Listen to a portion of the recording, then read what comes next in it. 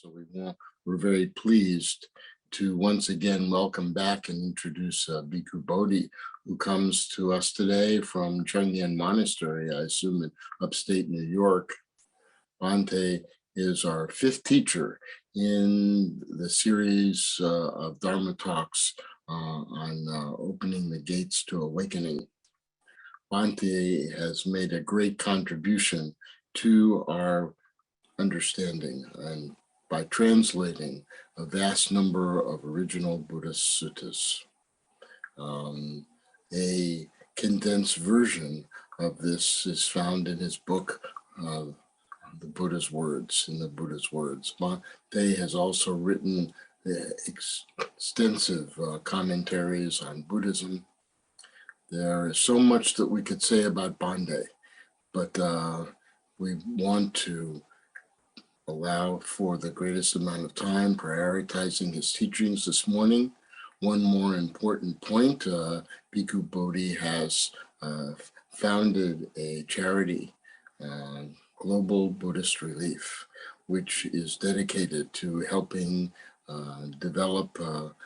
helping people develop skills and to feed and sustain their own families and communities around the world.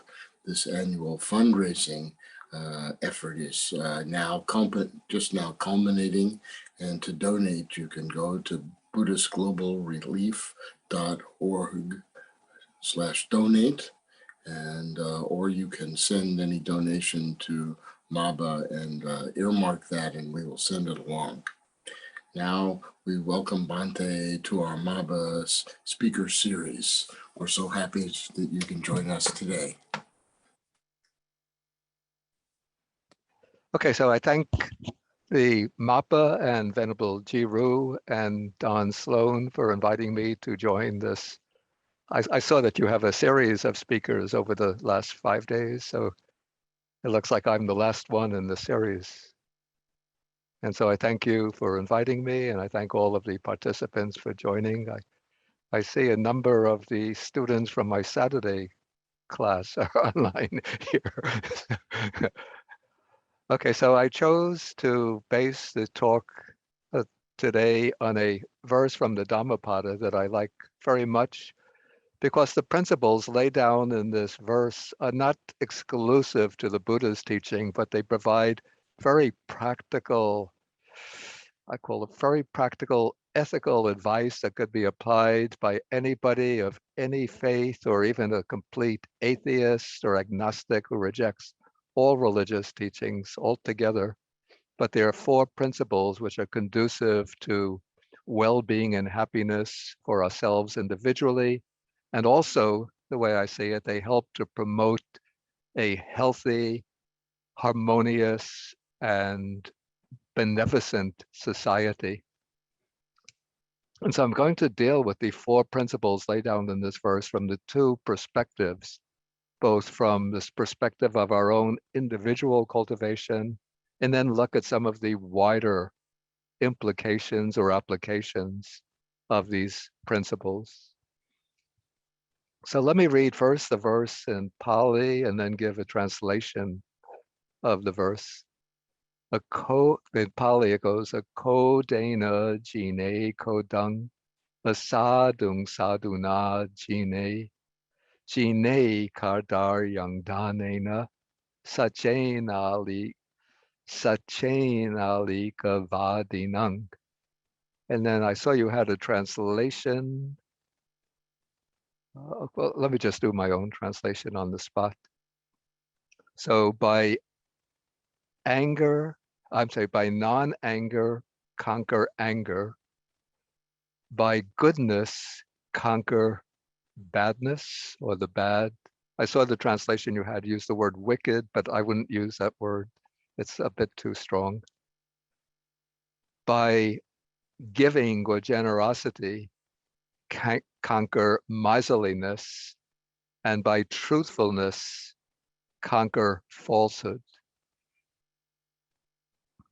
Okay, so we could see these principles as having an application both, as I said, to our own individual cultivation, the way we train ourselves with respect to our conduct and with respect to our mind, and also an application, a broader application, the way these principles can be applied to the wider society, to our collective interactions, in order to heal a lot of the, call this the illnesses, the suffering, the misery that afflicts us in our collective life.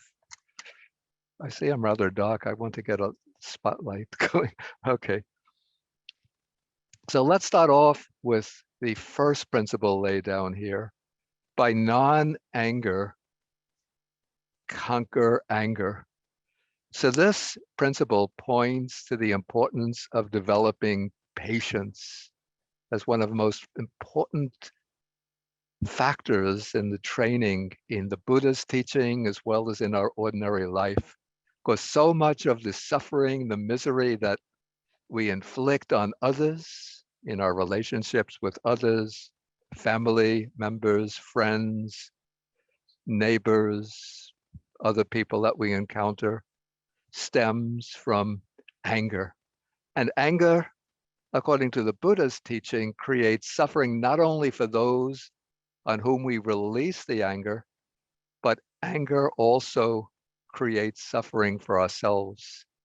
Even according to modern physiology and medical science, anger becomes a cause for various illnesses, or you call this various health vulnerabilities. A person who often gets angry and who bears grudge and resentment in their mind, that person will be more inclined to heart disease, to high blood pressure, to tension, perhaps to strokes, and to other health challenges. And even we could say that anger has its impact even on our facial expression, on our facial features. And so you know that when you get angry, if you look at your face in the mirror when you're angry, you see that the features become very unpleasant, very disagreeable. So you just instantly look at your face in the mirror and you see the jaw is clenched, wrinkles appear on the face, a kind of fire comes out of the eyes. And when you look at yourself, you think if you were to meet yourself in that condition on the street, you wouldn't want to associate with yourself. And now what happens if a person repeatedly and frequently gives way to anger, even if they don't express it outwardly, but if they just bear constant anger in the mind, that angry state of mind or that resentful state of mind is going to change the features of the face in a lasting, enduring way. So often you might come into a room and you have to meet somebody for the first time. You don't know this person at all, but you immediately sort of pick up on the vibrations of that person. So if that person has been a kind of hateful, angry, resentful person, you just look at that person and a kind of burning feeling comes out of their eyes. The face is disagreeable and you want to avoid that person, or if you have to interact with them, to make it a quick interaction and then finished. And if we perpetually give rise to anger and or bear resentment in our mind, that is going to change our features too, so other people will want to avoid us. So it's in one of the suttas in the Anguttara Nikaya that a person who frequently gives way to anger is disagreeable to others and has few friends. Whereas a person who has a kindly, gentle disposition will be agreeable to others, gives delight to others, and attracts others, and has many friends. But whenever I bring up this point, I often have to add a little kind of footnote to my comment. Don't place, despite what is said, even in the sutta, don't place too much trust on the appearances of people. Because I've known people that when you first meet them, sometimes you are a little fearful of them because of the facial expression. But when you get to know them, you find out that they're really very nice, kind, helpful, gentle person. It's just for some reason I don't understand, but the facial expressions might be a bit fierce. Whereas there are other people who sometimes appear very sweet, likable, um, very kind of winning personality. But when I get to know that person, I realize when I'm advising others, I tell them, be careful of that person. They seem sweet, but they're very cunning and conniving, and they're just out for their own benefit. Okay, so this is just some of the drawbacks or dangers in anger.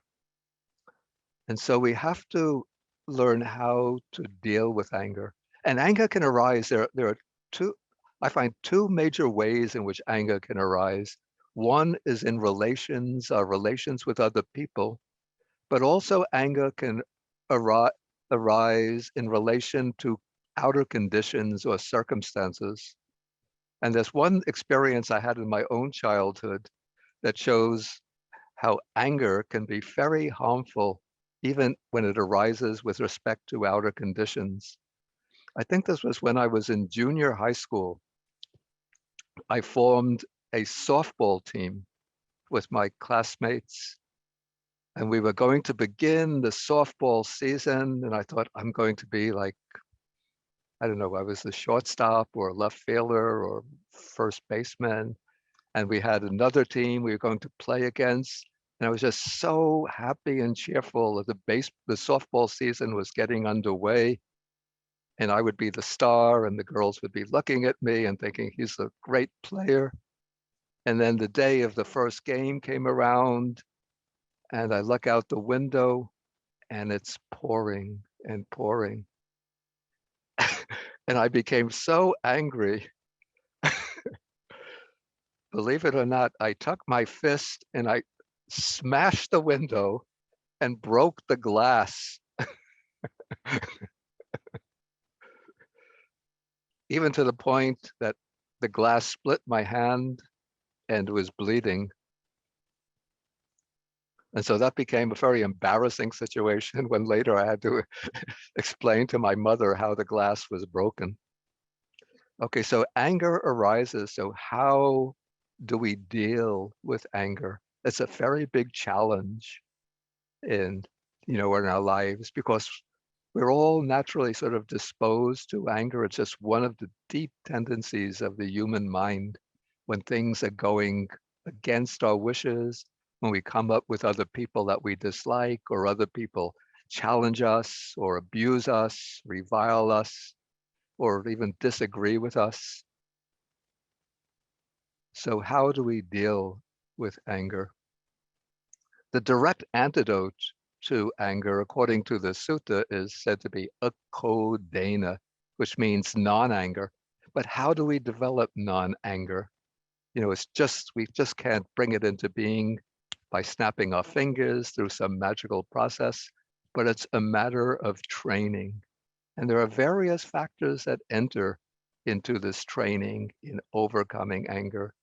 Of course, one of the primary factors is mindfulness, particularly using mindfulness, directing it towards the observation of our own mind. So without mindfulness, we tend to act somewhat impulsively or spontaneously. Some particular impulse arises in the mind, and we immediately follow up on that impulse. But when we train in mindfulness, even with a practice like mindfulness of breathing or mindfulness of the body, we develop the skill to be able to turn the beam of awareness back upon the mind itself. And so when anger starts to arise, instead of responding immediately to that anger and acting impulsive on that impulse of anger, we become aware anger has arisen within me. And we could let that anger arise. We don't try to suppress it or push it away, but we just put a kind of brake on our speech and our bodily behavior and just observe the anger, turn it into an object. And in this way, the anger is not compelling us to act in a particular way, but we put the anger in front of us and look at it and watch it, watch it, watch it until as we're watching it, the anger gets weaker and weaker until it fades away. Of course, it might not fade away immediately, but this is a way of regularly training ourselves.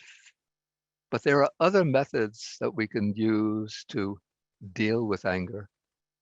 Like one of the methods that's recommended in the Buddhist texts is a training in the practice of metta or loving kindness. And this is a particularly effective in relation to the anger that arises in regard to other people. So if we develop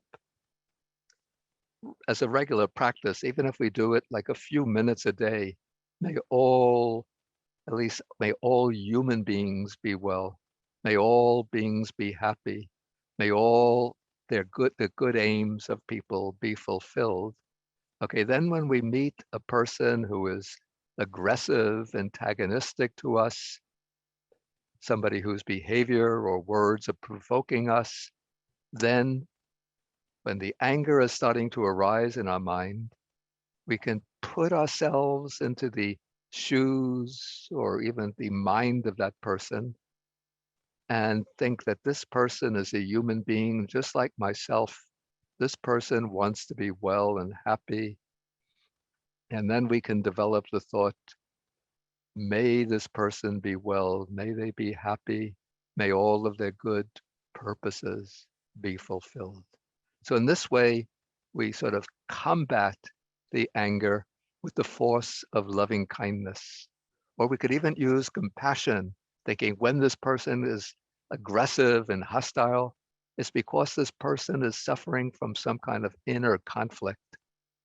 And that conflict, or that dominating drive of the mind, is actually causing that person suffering within himself that we might not see, but we can develop compassion towards that person. And in this way, we can gradually overcome the anger.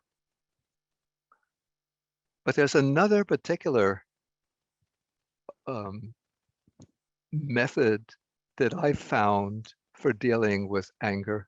Because in my youth, even when I was a young monk, I used to get angry very easily, even by disagreeable conditions. If the food was not good, I would get angry. If the place where I was living was not good, I would get angry. If there were noisy novices around, I would get angry. If I'm trying to meditate and the people down the hill outside the monastery are playing the radio too loud, I would get angry with them. So a method that I found was very helpful for dealing with anger is every day I would make a determination as part of my regular practice, after doing the period of meditation, make the determination, I will remain patient under all conditions, no matter how difficult and provocative they might be. And so you start off with this. Maybe the first day, it's not working so well. Second day, third day, fourth day, you're checking back, you're still getting angry, but you keep on doing it. And after a month, you find the anger has gone down a little bit. After 3 months, still more. And you look back after a year doing this every day, and you find that the anger has gone down 50%. After 2 years, 75%. After 3 years, 90%. It really does work. So if one has a problem with anger, it's a useful technique to use. Okay, so this takes care of at least a partial treatment of the first principle. Can conquer anger by non-anger or by patience. by developing patience, trying to remain patient under all conditions, even when they're difficult and provocative, to remain patient when dealing with difficult people who are aggressive or abusive or hostile, and treating them patiently. Okay, the second principle here seems to be a very broad one. Conquer the bad or conquer evil with goodness. So how does one develop this with application to oneself?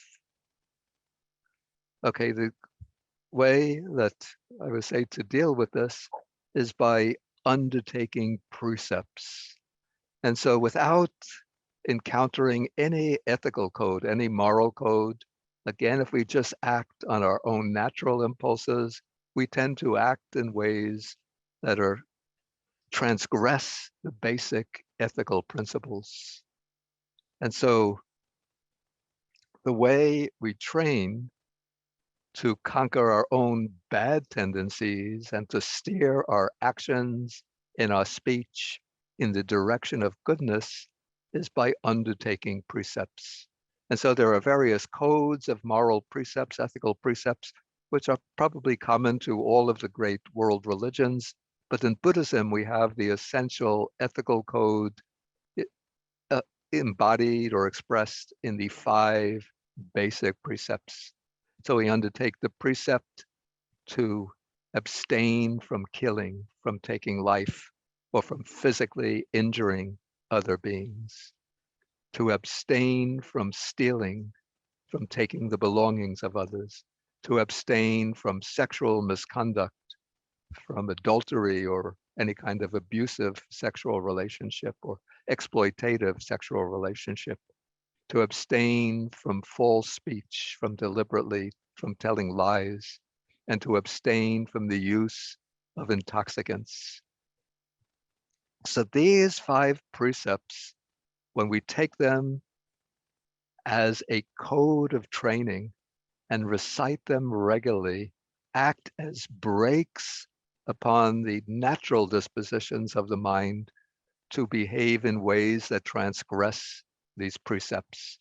And they have very, very transformative effect on the mind. I mean, maybe we don't go around naturally, shooting other people, killing other people, but many, many people, especially in American society, think it's okay to kill animals or to go fishing or even to kill insects. But when we take these precepts, then we train not to kill any living beings. So even if you have problem with insects, I have to admit though, sometimes there are special conditions, like if you have an apartment invaded with cockroaches, then sometimes one has to take remedial measures. But generally, like when we get even like a mosquito comes into the room or a fly, instead of just swatting it, we use a cup to catch it and then open the window and let it fly out the window. Or a bee or a wasp comes into the room, same thing. So we take the precept not to kill, not to steal or in any way misappropriate the belongings of others, not to engage in any kind of sexually abusive, exploitative, or transgressive behavior, not to mislead others with false speech, and not to damage our own minds through the use of intoxicants. And in this way, we transform ourselves in the direction of the good by putting the brakes on the worst forms of transgressive behavior. And the Buddha says this interesting sutta, it's in the Anguttara Nikaya Book of Eights. He says that one who undertakes these 5 precepts gives protection and security to countless sentient beings, countless living beings. So when we take the precept not to take life, then every living being can feel safe in my presence. When I undertake the precept not to steal, everybody can feel secure with their own possessions in my presence. One takes the precept not to commit sexual misconduct, so everybody could feel safe with their partners, their spouses, in my presence. When I undertake the precept not to tell lies, people can have trust and confidence in my words. So I've developed a certain power or force of truthfulness, which I'll elaborate on a little bit later. And when we take the precept not to use intoxicants, then we know that we're protecting our own minds from the unwholesome behavior that can arise in a state of intoxication.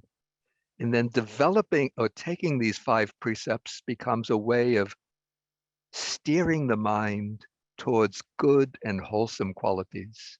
So you undertake the precept to avoid killing, and that directs the mind towards compassion. You undertake the precept to avoid stealing, it directs the mind towards honesty and respect for the belongings of others. You undertake the precept to abstain from sexual misconduct, and it directs the mind towards fidelity towards one's partner and towards honesty in one's relations with others. One takes the precept to avoid to avoid false speech, and it directs the mind towards truthfulness so that one becomes, even in one's personality, one's body becomes an expression of truth. And one undertakes the precept to avoid intoxicants, and one becomes a model of mindfulness and clarity of mind and sobriety and mental balance. So in this way, we conquer badness, wickedness, or moral transgression by goodness, by undertaking these 5 beautiful universal precepts, which make us, through our own conduct, really a model for the world to look up to and to emulate.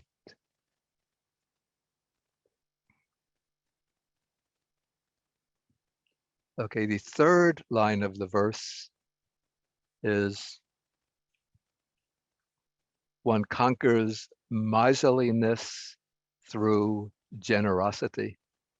And so there's a natural tendency of the mind. Maybe we are not a miser like, is it Uncle Scrooge, or Scrooge, the figure in the Christmas Carol, who doesn't want to give anything. Maybe we're not like that, but there is a natural tendency of the mind again to hold on to its possessions, a kind of manifestation of what we call upadana, clinging or grasping. And so a reluctance to share things with others. And this is very deeply ingrained, I have to say, now in American society. This is, we have these sharp divisions. This is mine, that's yours. If you step onto my property, I'm going to sue you. So we're a litigation society where sharp distinctions, what's mine, what's yours. Whereas more traditional cultures have a wide sense of what is the commons, what we can all use in common. And so a fundamental virtue in the Buddha's teaching is to break down this kind of discrimination between what's mine, what's yours, between me and others, through the practice of giving or generosity. And so we find that when the Buddha, when he gives like his standard discourse to people, inquirers who are coming, who have never encountered the Buddha Dharma before, and the Buddha has to win them over through a gradual teaching, the way he begins is through a teaching on dana, a teaching on giving. And then he'll gradually build the teaching up to higher, deeper, more profound levels. And then we have the list in the Mahayana tradition. There are 6 paramitas. In the Theravada tradition, 10 paramitas. These are the spiritual perfections that have to be developed by all aspirants to enlightenment. And the first of these paramitas is always dana, generosity. So this is in a way sort of the door of entrance to Buddha's practice. And in a way, this is a little bit ironical, the way Buddhism has been transplanted into the West. Maybe it's quite natural, a natural process. So in traditional Asian Buddhist cultures, always the fundamental principle or practice is taken to be dana or generosity.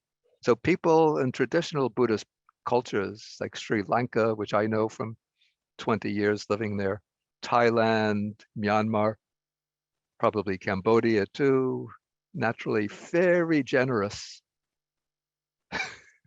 and often very diligent in the observance of the precepts. But when it comes to meditation, I have to say, um, um, maybe I'll leave it for a little bit later. Maybe next life when I get more merits and I can start meditation. But here in the West, when people come, what is Buddhism? How do I learn Buddhism? The first thing you're told is the essence of Buddhism is meditation. Sit down, start observing your breath or observing your body. That's practicing Buddhism. And they know nothing about dana, giving or generosity, nothing about precepts, but start with meditation. And then maybe some people start to have special experiences with the meditation. The mind goes into somewhat lofty states. But then what often happens is that they drop down and it becomes boring, tedious, a struggle. And then they wonder, what's wrong? Maybe the Buddha's teaching is, not so precious and valuable after all. Am I missing something? And that's the question. What's often missing are those fundamental, foundational practices of dana or giving and sila, ethical conduct. And that's what we have to build on.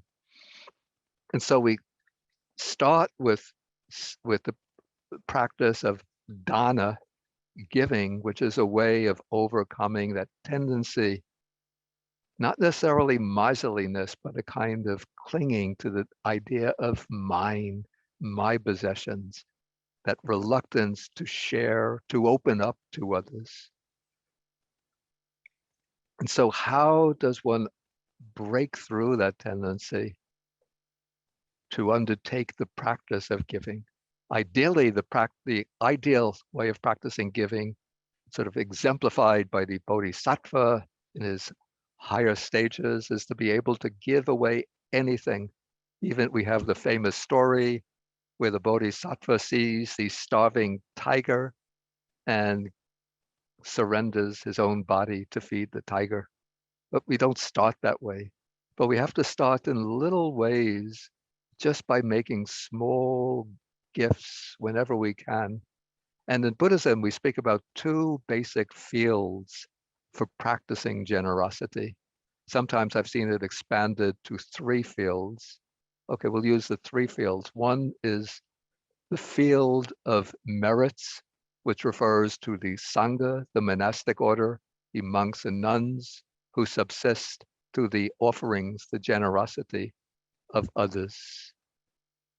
The second is the field of compassion, those in need who, this would be poor people, hungry people, homeless people, people maybe facing medical conditions who need some assistance, people in conditions of desperation and so forth, who are dependent on the goodwill and generosity of others. So those are the two primary fields. The third field that I've seen mentioned is the field of gratitude. So that would be one's parents, other elders in the family who have been helpful to you, teachers, benefactors, and so forth, people that you've benefited from in the past, and now one seeks to reciprocate their helpfulness by giving to them in turn. And so we could say that we start the practice of giving, even when we find the resistance in our minds, in our hearts, but in small ways, we make a gift. And what we find when you make a little gift and then you reflect back on it, you find that it's loosening the bond of grasping in the heart. And it gives a little jolt, so to speak, of happiness. So a kind of happiness arises. And one wants to nurture that happiness, just like taking a little seed from a plant and giving it some water so that the seed will send down roots and a sprout. So you nurture that seed of happiness by practicing giving more often. And then you start to widen the scope of giving, giving more and more widely, more and more generously. And as you give more generously, as you give more often, you find the joy and happiness increases and inundates the mind. It gives delight in the mind. And then it's that delight in the mind that you get from the practice of generosity that can even be used as a theme of meditation. We find this in the suttas. The Buddha has the 6 recollections, which are kind of reflective meditations. And one of them is called Chaganusati, the recollection of generosity. So you turn back and it's not a way of sort of building up your ego or sort of putting yourself on a pedestal and saying how great I am, how magnanimous I am. But you think about your practice of giving and generosity, and you reflect on how it freed the heart from that taint of grasping. And then that causes joy and delight to arise in the mind. And that will pick up a momentum that will move the mind towards deeper calmness and then even to samadhi, to absorption, to concentration. Okay, so this is the practice of generosity or giving to overcome miserliness. And then we come to the 4th principle laid down here, to conquer. This says to conquer the liar with truthfulness, but it's applied to ourselves now. We're applying this to ourselves. We have to conquer our own tendency towards deceitfulness, towards dishonesty, towards lying, the tendency to lie to others, which often stems from lying to ourselves. And so it can be sometimes deceitful, deceive ourselves about our own qualities, what's going on within ourselves. And on that basis, we start lying to others. And now what happens when we lie to others is that first we build up relationships that are based upon falsehood. So I might tell lies to others in order to win friends. And so I might think I'm quite successful because I have a lot of friends. But these friendships, if they're based on lying, first of all, they're very brittle friendships because they can be broken easily if the other person finds out the truth about myself. And then what often happens is that if I build up a relationship on a lie, then to preserve my position, to keep up the appearance of my integrity, I have to tell another lie. And then to protect myself from exposure to the second lie, I have to tell a third lie.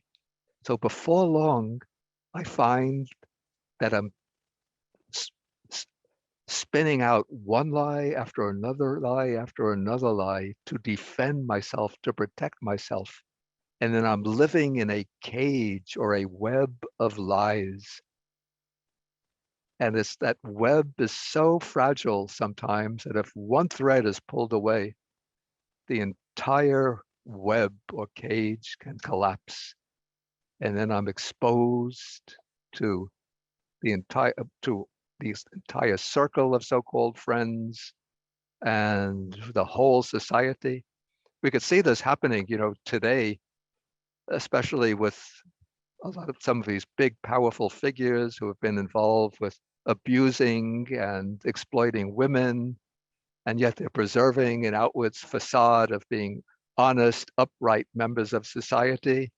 Then when some of the women sort of pull the rug out from under their feet by exposing their abusive, their sexual abuse and pulling away their lies, then their whole status in society collapses. And they become, even if they don't go to prison, but they become pariahs, outcasts. Nobody wants to associate with them anymore. And even if you succeed in maintaining this web of lies,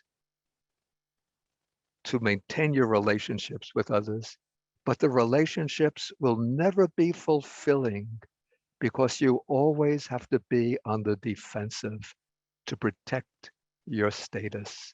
And so you can never have a true heartfelt relationship with others, a kind of meeting of hearts and minds, because there's always this kind of wall of deception standing between yourself and others. So the way to overcome this tendency towards dishonesty, deceptiveness, is by making this firm commitment to speak the truth, which doesn't mean that you always have to speak the truth on every occasion. It means that you don't fabricate lies.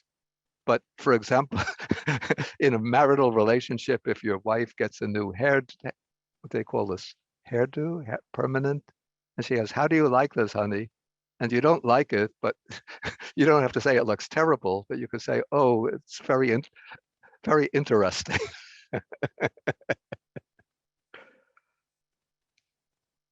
Yeah, but especially in major situations, particularly where the well-being, where your own status is concerned, you don't tell lies to promote your own status, position, your own, to accumulate more wealth for yourself, or to gain respect and honor from others. And the most dangerous kind of lie is the lie that casts aspersions on others and that creates harm and misery for others. Okay, so in this way, one conquers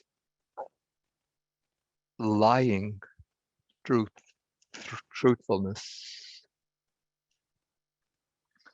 Okay, so this deals with how these four principles are to be applied in training oneself. And now I just want to deal briefly with how these four principles can be applied to the wider society. And this is not that we have a solution to them, but we could see that so much misery and suffering arise in our society from transgressions of these four principles. So we have anger as a cause of misery in society. So we could see this on a large scale. I think particularly of how so much violence and war comes about from anger directed towards others, either on ethnic grounds, racial grounds, national grounds, religious grounds. Like just about a week ago, I heard on the news a report that this was in Afghanistan. It would have been on a Friday. There was a Shiite Muslim mosque, I think in southern Afghanistan, and the Shiite Muslims had gone to prayer there. And then this ISIS of Afghanistan set off suicide bombers within that mosque, which wound up like almost all the worshippers in the mosque died from the bombs that went off. So this is anger based just on probably quite minor religious differences, but you could see how much misery arises. And then we have now what's going on in Ethiopia. There's a section of Ethiopia called Tigray, which has a rather tense relationship with the Ethiopian government. And then the Ethiopian government imposed a blockade on Tigray so that thousands and thousands of people, children, are not able to get food. They're starving. In fact, a lot of them, probably thousands, have died of starvation. So this is the way we have this anger expressing itself in today's world. And so the only remedy for that is to establish peaceful relationships and ways of resolving differences in policies. Well, in this country too, we see the way this country has become polarized into different camps who accuse the other camp of very vicious things, to the point where we have some groups go out with guns shooting other people because they disagree with them. So we have to be able to establish peaceful relationships. And the key to establishing peaceful relationships, I would say, is to recognize the humanity of other people, to see other people as human beings worthy of respect and consideration just because they're human. Even if you disagree with them, try to resolve the disagreements through discussions. Even if you feel some hostility towards them, don't let that hostility erupt in violence. But again, always try to find points of agreement, compromises to settle these differences. Okay, how to conquer the badness by goodness. I want to point out some really bad policies that we have in this country, the United States, compared to other countries. I don't want to be sounding like Bernie Sanders here, but sometimes one has to. Like every other country, economically developed country, has some form of universal health care. So when people get ill, they go to the hospital. If they could see a doctor, they go to the hospital, they get the drugs they need. Costs are minimal. In many cases, no cost at all, because the whole society takes responsibility for maintaining a healthcare system. And in the long run, that benefits everybody. So we need a healthcare system which is able to look after everybody. And on prescription drugs, again, it's almost like, I have to say, a criminal enterprise, the way pharmaceutical companies are charging so much for drugs in this country, which in just over the border in Canada, the same drug by the same company costs like sometimes 10% of what it costs in the United States. So we need good policies to overcome these bad policies which cause so much suffering for others. Okay, conquer miserliness with generosity. One example that I would bring up here, again, it refers to the healthcare system. I don't want to, I hope nobody here is an executive of a pharmaceutical corporation, but the way we have the COVID vaccines, which are able to protect people from infection by COVID, and in this country, as a blessing, the vaccine is available for free because the government is covering the costs.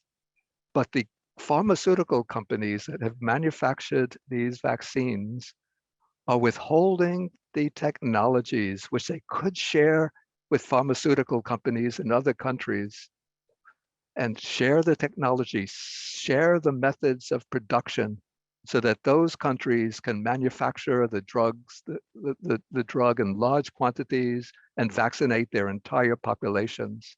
There's capacities in South Africa, India, probably Indonesia, Malaysia, probably Brazil, Argentina.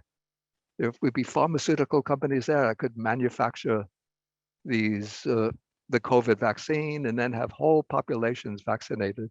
But for the sake of profits, they're holding on to the formulas, and hundreds and thousands of people are going to be, probably millions of people will be infected, and maybe hundreds of thousands will lose their lives. And so we need, at least with respect to the vaccine, we need a policy of global generosity. And then with respect to the conquer lying by truthfulness, the greatest crisis that the entire human population is facing today is climate change. And why are we facing such devastating climate change? The fossil fuel corporations knew about the dangers of burning fossil fuels, of increasing carbon emissions, even back in the late 1970s. But they spread misinformation, disinformation, and held back the truth about it. So we've gone on for decades burning fossil fuels. They could have started to develop electric cars back in the 1970s, 1980s, started to develop systems of clean energy based on wind power, solar power. But all of that was delayed because the fossil fuel corporations spread this misinformation and disinformation. And so people went on thinking that climate change is when it became widely known in the late 1980s, early 1990s. They thought climate change is just a myth propagated by leftists, by socialists, by progressives. It's not real, or else they believe that there's natural fluctuations in the weather. And so as we went on, the global temperature started to rise. Now it's risen from pre-industrial levels, 1.1 degrees Celsius. And if we're going along the present trajectory, we could already see the damage that's taking place from floods, more violent hurricanes, droughts, wildfires. And that's only because of 1.1 degrees Celsius of warming. Now, on the present trajectory, we're moving towards something like 2.7 degrees, 2.8 degrees Celsius of warming, unless we change rapidly. But again, even though the fossil fuel corporations and their political supporters are making beautiful statements about the need to tackle global warming, but behind the curtain, they're still propagating falsehood and doing everything they can to stymie action on tackling this major crisis. And so we could see the need now to let the truth come out, let people understand not just the scientific facts, but the impact on these changes that we're making in the atmosphere, in the climate, what the impacts are going to be upon human society over the next year, the next 5 years, the next 10 years. And if we don't change course, especially for the young people now, what their futures will look like 30 years from now. Okay, maybe this can do for a basic talk on this 4-line verse from the Buddha. And maybe do we have some time for questions?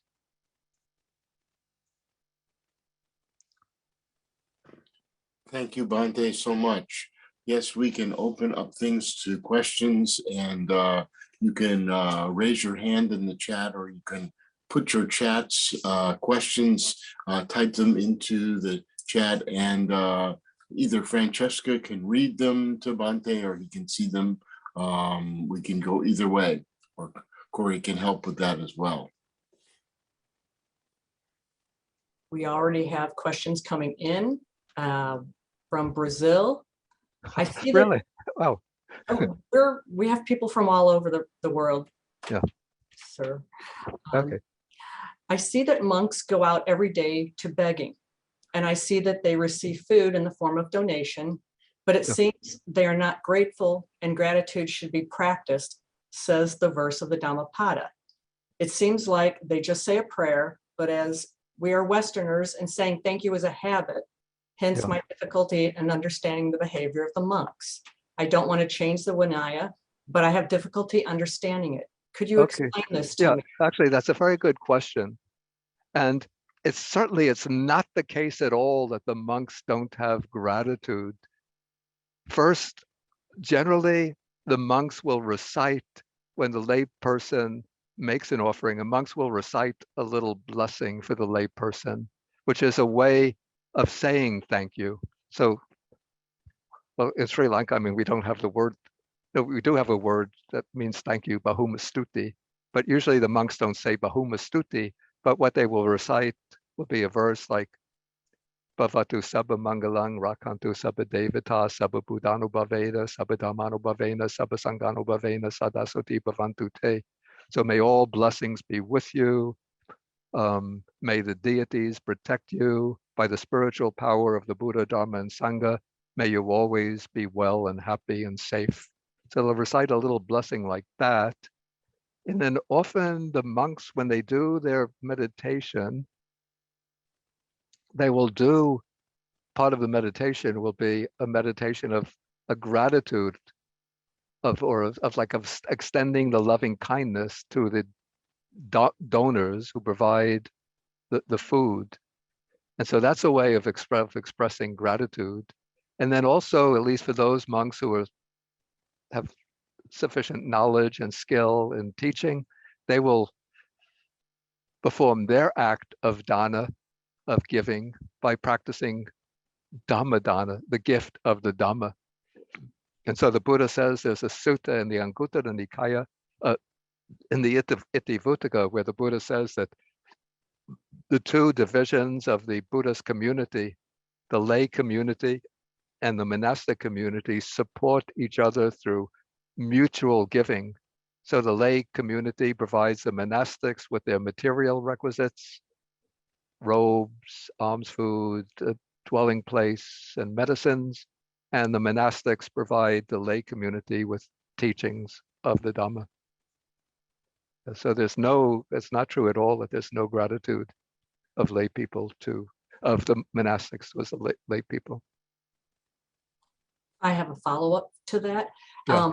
When monastics are on their alms rounds, sometimes the lay people will ask them for a teaching. Is that correct? Generally not on the alms round, because they know that the monks will have to collect the alms food and then get back to the monastery in order to put the food out in time for the meal. But the teaching will usually come on another occasion. Like usually it will be like, it could be in the evening at the temple or monastery. Regularly there'll be a Dhamma talk scheduled, or else the lay people could invite a monk to come to the home to give either to their home or to some central place in the town or village to give a discourse. And this is understood by the lay people who are donating on alms rounds. Oh yeah, definitely. Yes, thank you. Other questions?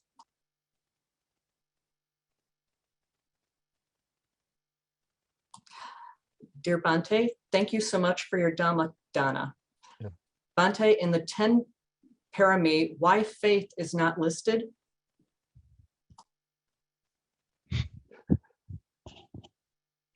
I think faith is taken maybe as a sort of premise or sort of a presupposition for the practice of the paramitas. That's my assumption.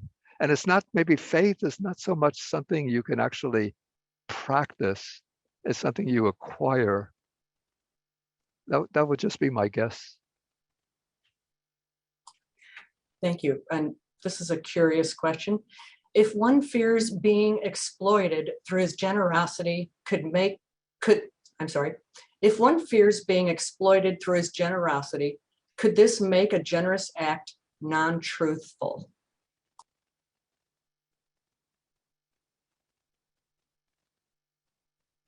Let me get my head around the question. If one fears being exploited for one's generosity, can this make being a generous act untruthful?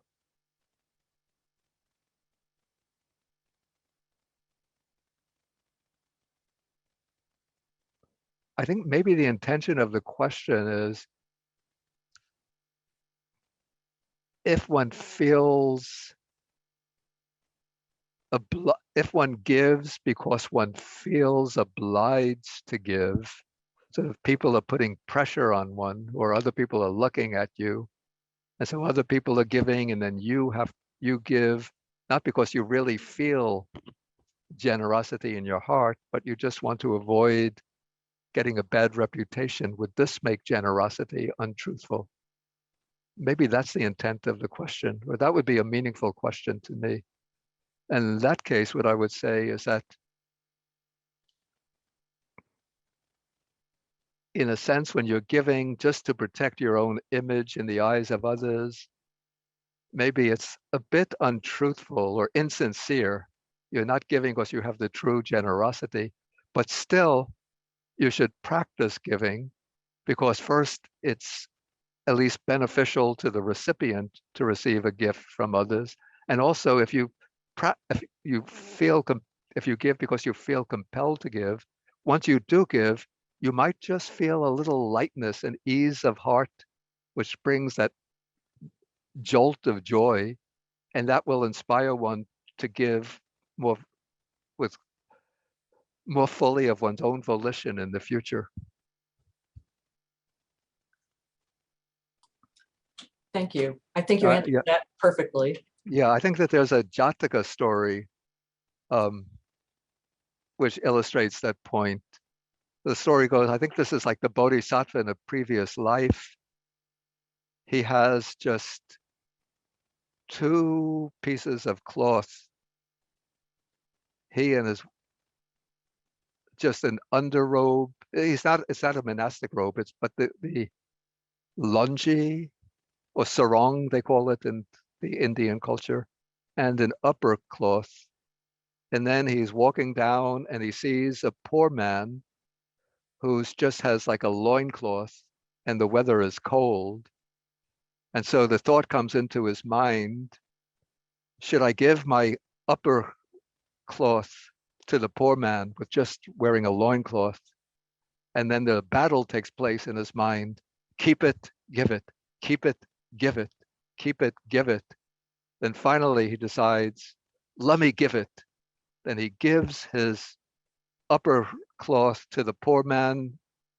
And then once he gives it, then he gets overwhelmed by this joyful delight, knowing that he's conquered his selfishness by giving the cloth.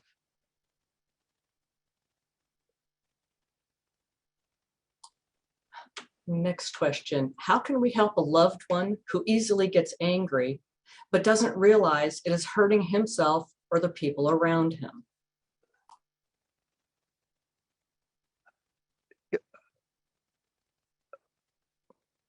Probably the first way to go about that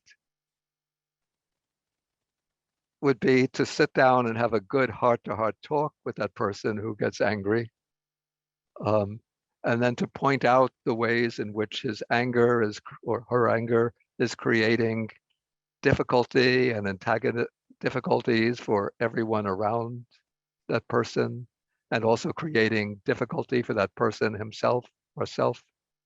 So probably a heart-to-heart talk would be the first approach.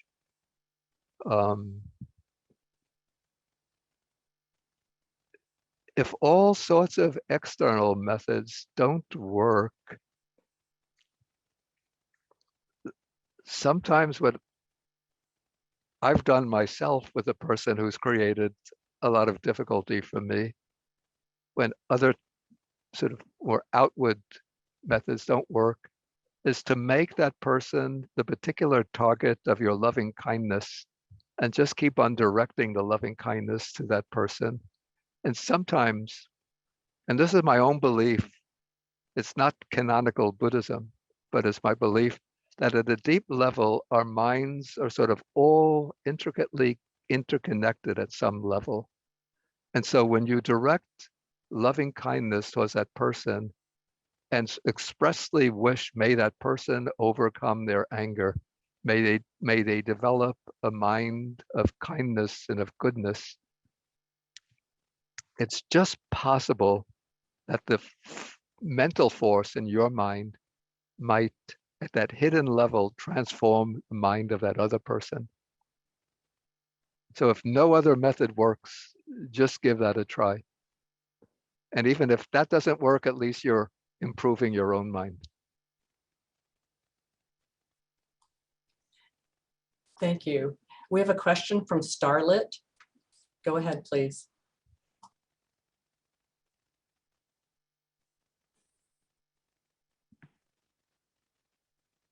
Hi, good morning. Good morning. I'm laying in bed because I'm bedridden, Oh, yeah, okay. not out of disrespect. Yeah, I wanted to say a couple of things. I want to say thank you for bringing awareness about the necessity of addressing global warming, actually by doing something about it, not just talk. Yeah. And also about the high price of medications. Like one of the medications that I cannot be without is $6,000 a month. Yeah. And it's a medication that is 60 years old. This is not a new medication that there's no excuse. Yeah. It's really shocking the amount of that some of these medications, that people really need these meditations to keep healthy, to keep alive. But the cost, but please go on. I don't want to interrupt. No. So I'm thankful that you're bringing this up because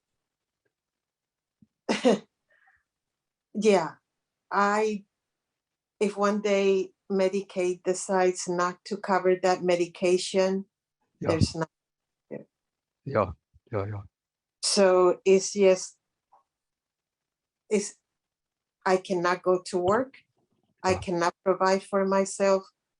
So $6,000 a month just on that one medication. Not the rest of the medications that I have to take. It's just inhuman. Yeah, that is really so. I mean, it's just, inexcusable that the medications are so expensive in this country. So I just want to say thank you so much for addressing that, because there, oh my Lord, so many millions of people. And then the other thing that I would like to say is I'm a survivor from abuse. So I do agree the importance of patience when somebody is very abusive with you for survival purposes. But at the same time, I would like to say that sometimes that has been my experience. There's a point when there's nothing more you can do, and it's that person that has to do it themselves. And if someone is in an abusive situation, sometimes you have to leave to stay alive. That's a very, very good point. And I should have also included that, though my time was limited, that what I'm speaking about is that one remains patient in the mind, but it doesn't mean that you have to continue to submit to an abusive relationship. And also it doesn't mean, even say, suppose you want to continue the relationship, it doesn't mean that you have to just passively accept the abuse from the other person. You keep patient in the mind, like you don't let the mind get overcome with anger, in the sense that the anger takes over the mind. But you can stand up and speak against that person and criticize them and point out the trouble that they're creating for you and for the relationship, and argue against that person. So all of that is perfectly okay in my view. And it's a matter of what the thing is, that to protect or prevent the mind from being overwhelmed by the anger so that you lose control. But you could, what I say sometimes, you could let the anger arise, even in regard to social situations, but channel it into what I would call a kind of moral resistance to whether abusive relationship or exploitative aspects of social relationships. For example, here in this case of the pharmaceutical corporations, the way they're charging extravagant prices for basic medications, or standing up against climate change or racial injustice or whatever, if kind of social transgressions take place, one stands up and resists and speaks out against it, even forcefully, but one doesn't let the mind lose control through the anger, but one sort of transforms or sublimates the anger into what I would call forceful opposition, forceful resistance, forceful promotion of alternative ways of doing things. I am so happy that you think that way. I personally, what I have learned when I was in that situation is that, yes, I would get angry, but I realized that I was very destructive for myself. Yeah, yeah. Because, like you said before, when you're angry, you don't think, you react. Yeah, yeah. And when you're in a dangerous situation, you need to stay calm so you can protect yourself and make the situation even worse. And figure out ways of surviving. And so the thing is that, but once the relationship is over, what I have found is that being angry about what happened to me is destructive.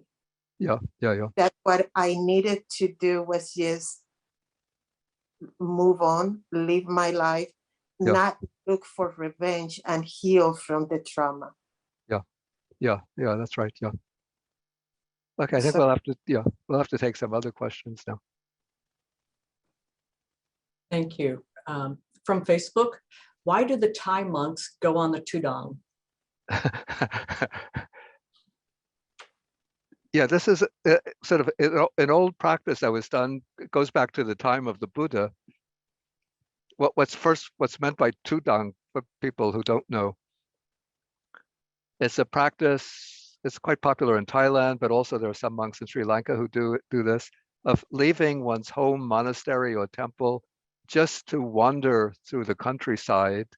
And in Thailand, they have a kind of, it's an umbrella with a very big canopy and with a mosquito net attached to it, so they can go traveling through the forest, through forests and woodlands, and then they'll camp out for the night under the umbrella, and then go traveling and continuing to walk. And then when it comes time for the meal, they'll go on alms round to whatever village they arrive at, and then continue their wandering. Sometimes if they find a nice place, they might stay for a day or so to meditate, maybe in the woods or alongside the river, and then wandering. So it's a way of sort of weakening one's attachment to one's own home, temple, or monastery, and living the truly homeless life.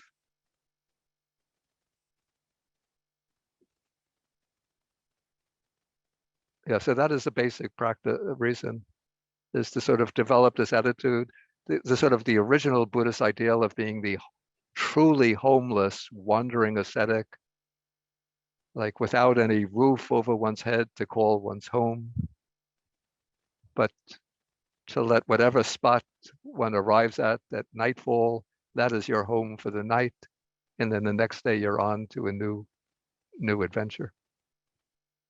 Okay, any? Yes, we have a few more questions for you. Okay. How can we inspire a loved one who never gives and just wants to take to practice generosity for their own benefit? Or should we just focus on our own dana practice?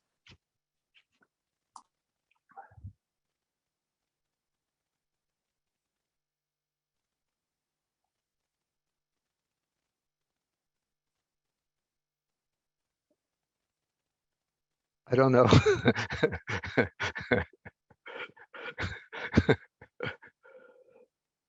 I don't have an easy answer to that. Sometimes one can encourage them to give, but if they're very resistant, maybe you could just set an example of show that by giving one experiences happiness. But sometimes it's very difficult to persuade people who are reluctant to give. Yes, so yeah, I know I have one student who is very, very generous. Anything that she gets that can be given away, she'll give away. And she's a Buddhist, but she has a sister who is almost a diametrically opposite character, who says, though she's pretty well-to-do, the sister, but she says, I wouldn't even give a nickel to charity. Why should I give to her? I earned it, it's mine. Yeah, so people have those, and my student has tried to persuade her sister to give something in so many ways, but the sister just says, I won't even give a nickel.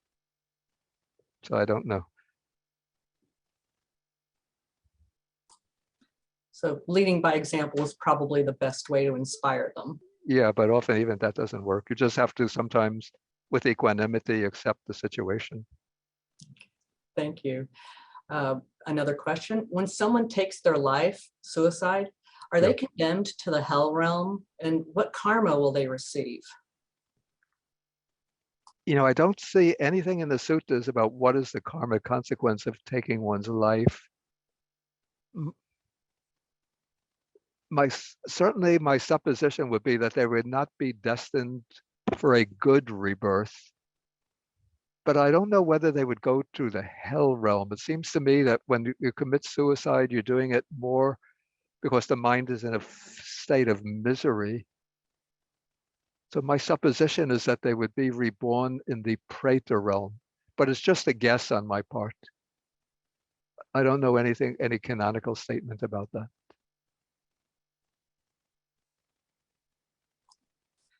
Thank you. There's a long question. I'm going to shorten it.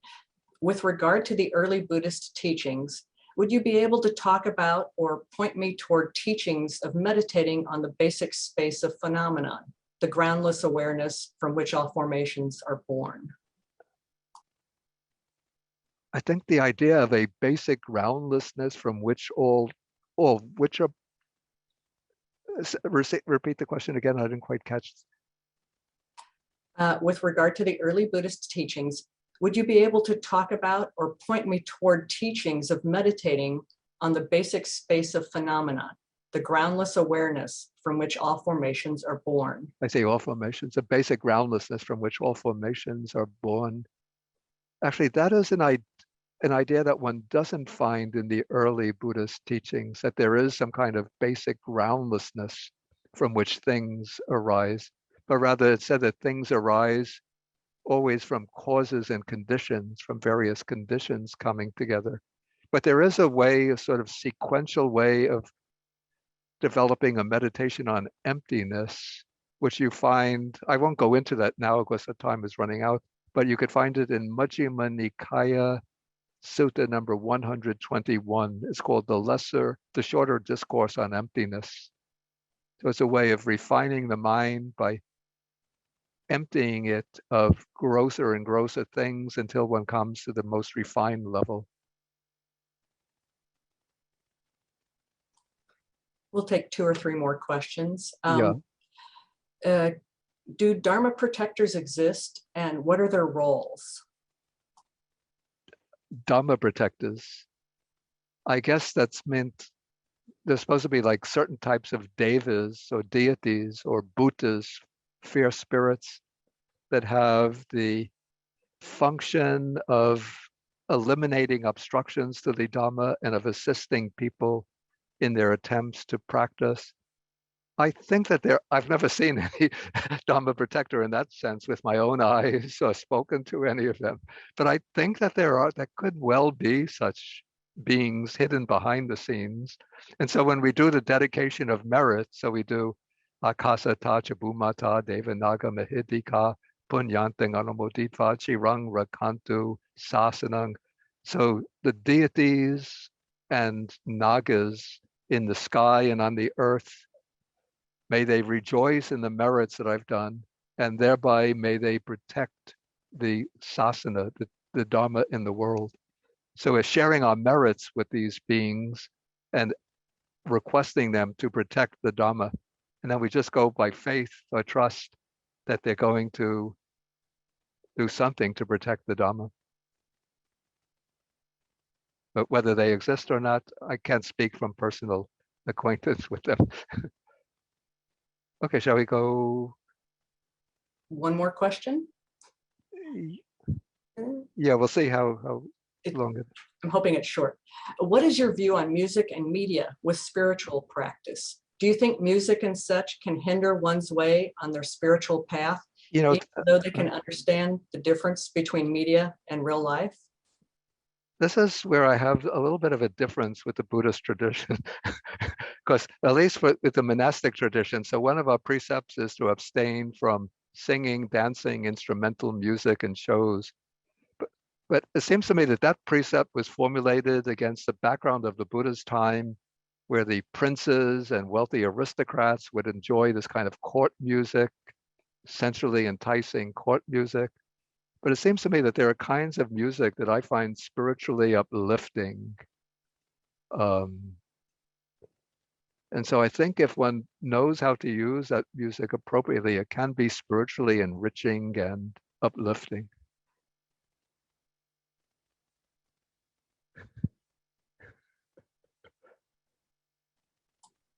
Thank you, sir. Okay, maybe if there's one more question, we could do that. And then I will have to go. Let's see. There is increasing interest in comparing the Pali texts in Sanskrit, such as Chinese agamas. Is there a book or resource you could recommend for this, in addition to Sutta Central? Yeah, well, there's a monk who was actually originally my student, but he's much surpassed me in linguistic studies, named Venerable Analayo, who has done extensive comparative studies of Pali versions of suttas with their counterparts, especially in the Chinese agamas, in some cases with Buddhist hybrid Sanskrit versions and Tibetan versions. He's managed to learn both Pali, Chinese, Buddhist hybrid Sanskrit, and Tibetan. So one could look for some of his books for comparative. Actually, there's a series of them published by Dharma Drum Publications, which comes out from Taiwan. And he has a series of like comparative studies. Okay, I think we're going to have to end now because I'll have to go up for the meal. Yes. And yeah, let me end by sharing the merit with the Dharma protectors, the way we usually do. Akasa ta chabumata deva naga mahidika punyantang anumoditva chirangra kantu sasanang. Akasa ta chabumata deva naga mahidika punyantang anumoditva chirangra kantu desanang. Akasa ta chabumata deva naga mahidika punyantang anumoditva chirangra kantu mang parang. Bhavagupadaya vici hetato etantare satakayupapanna rupya rupicha sanya sanino tukha pumuchantu pusantu nibuting. Okay. Thank you, Bhante, so much. As usual, your Dharma talk has inspired all of us, and this time you hit it out of the park. So you achieved your goal from middle school. So thank you so much. We look forward to seeing you again. Okay. Yeah. Hopefully. Well. Thank you. Okay. Hopefully in person.